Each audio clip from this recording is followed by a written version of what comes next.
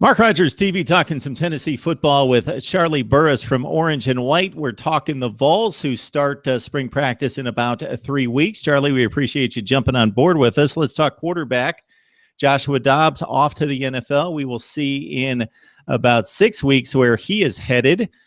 Before we move on to the quarterback situation for this spring heading into this fall, it's got to be somewhat disappointing as a Tennessee fan that you had this guy that was nationally renowned, that showed the skills with both his arm and his feet, never totally put together his game, but more so didn't win the big games. Not necessarily his fault, but there were no championships won in the Josh Dobbs era. Yeah, the program improved from a sub 500 team to 7-6 to a couple 9-4s back to back, but didn't win that SEC Eastern Division championship. Josh Dobbs' legacy will be great. He's statistically one of the best quarterbacks to ever play at Tennessee. He was an incredible ambassador for the program, obviously well-spoken, a kid who was a aeronautical engineering major and got good grades, has just his mind is even better than his football game.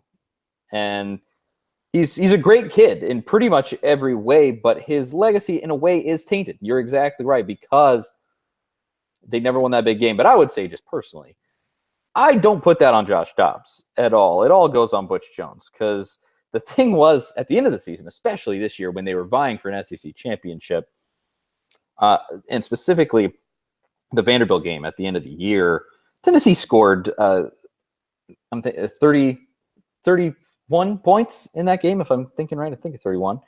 And you should beat Vanderbilt when you score 31 points. Vanderbilt should not score more than that on Tennessee.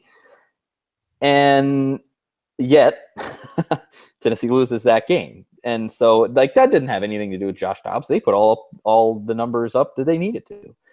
But you're right. He never fully developed, and Tennessee, another sticking point with Butch Jones. Butch Jones has never hired a quarterbacks coach until literally a month ago. He hired Mike Canales from Utah State. And so people kind of look at that and they're like, why didn't you have a quarterbacks coach this whole time? Why just now, after you had a kid who has all the potential in the world, are you just getting a guy to develop him?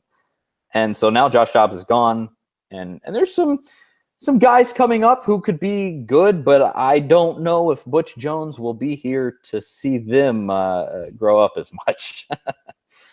Well, I think that's a discussion for another time. We could certainly, I would love to hear what you have to say about what Butch Jones needs to do to keep his job after great recruiting classes. He's proven himself on the recruiting trail, but in translating that into wins, going from a mediocre program to a top 25 or top 20 team, he's been able to prove that. But then winning those next 2 or 3 in the SEC to go from the 8-4 range to the 11-1 range, that's when you have to start knocking off some top 15 clubs. But then again, as you mentioned, all it took this year would have been wins over South Carolina and Vanderbilt to get you to the SEC championship game after you beat Florida for the first time in forever. So you've got a bunch of inexperienced quarterbacks. Quinten Dormady would be the one guy that's thrown a few passes, not necessarily meaningful passes. So have you seen enough out of these guys based on just reputation, based on scouting reports, based on what you've seen in spring games and the like, to have any feel for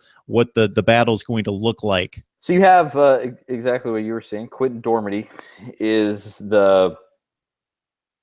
I don't know if he's the prohibitive favorite necessarily, but he is the senior, or well, he'll be a junior this coming year. But he has seniority over all the rest of the quarterbacks, but he is a pro-style quarterback.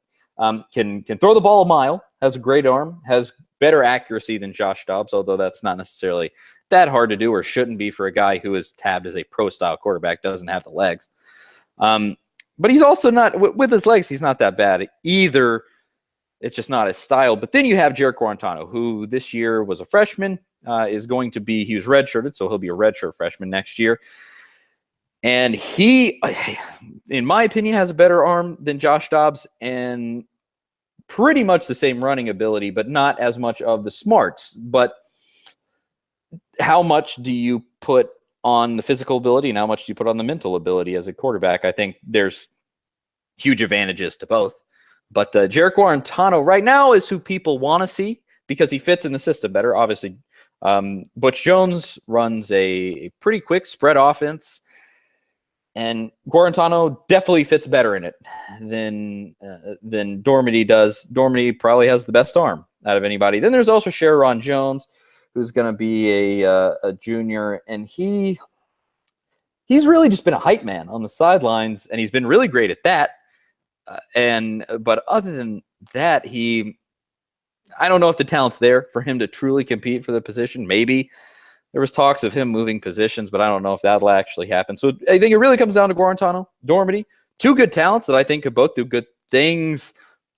Guarantano definitely fits best, though, I would say, and just he's a dual threat, great on his feet, great arm, and maybe the guy that Butch Jones needs to save his butt.